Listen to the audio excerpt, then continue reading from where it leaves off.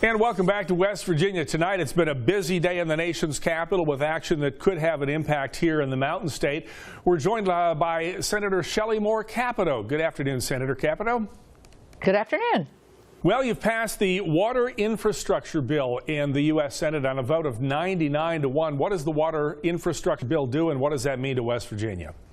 Well, it's a bipartisan bill, obviously, which is good news, but it also works on modernizing our infrastructure, particularly in our waterways, our clean drinking water resources. I was able to get some language in there that helps us with our intractable water systems. These are abandoned water systems that are leaving communities without service. Also to help in the wastewater area. I think this will help with economic development, but also help with the health of our citizens and the commerce that we do on all of our rivers in West Virginia. I know that one of the provisions in the bill is to deepen the significant ports around the United States. Will this affect any ports along the Ohio River or the Kanawha River, our largest waterways?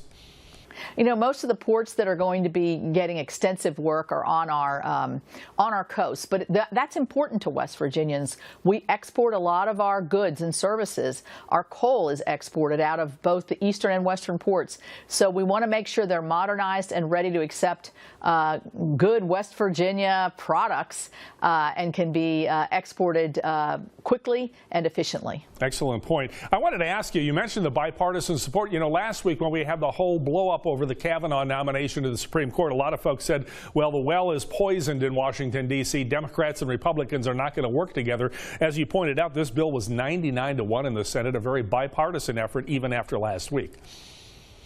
Well, we have business to do. We have a lot of common area where both Republicans and Democrats know we need, as a nation, we need to step up. Infrastructure is one of them. Water infrastructure is one for the future generations. We also passed a big opioid bill just last week that will help us meet the challenge of the addiction crisis. We also passed an FAA modernization, which helps all of our airports in and around the tri-state area, in particular in West Virginia. So we're working together. I won't say last week didn't leave a few scars, but we need to move forward for the good of the nation. You mentioned wastewater treatment plants. I know we had a couple in the Mountain State that were destroyed in the 2016 floods. Any chance some of this funding and some of this legislation go help those communities rebuild those wastewater plants? Well, that's exactly what this funding is for. It's to help rebuild wastewater funding. It's also to help modernize our plants, to make sure we have technology. It's also to make sure we've got a workforce that can actually meet the challenge of maintaining our water and our drinking water and our wastewater systems. A lot of our workforce in that area are aging out. They're aging towards retirement. And I worked with Senator Booker from New Jersey to try to have an apprenticeship program that would help us create a new workforce for our cities, counties, and localities. Senator, I know we're only down to about 1 minute. I've got to ask you this on a completely different matter. Very sad day here in the Mountain State with the passing of legendary state senator and State House of Delegates member Frank Deem at the age of 90 this morning. He was still serving in the legislature. Obviously, your family has long ties to Frank Deem.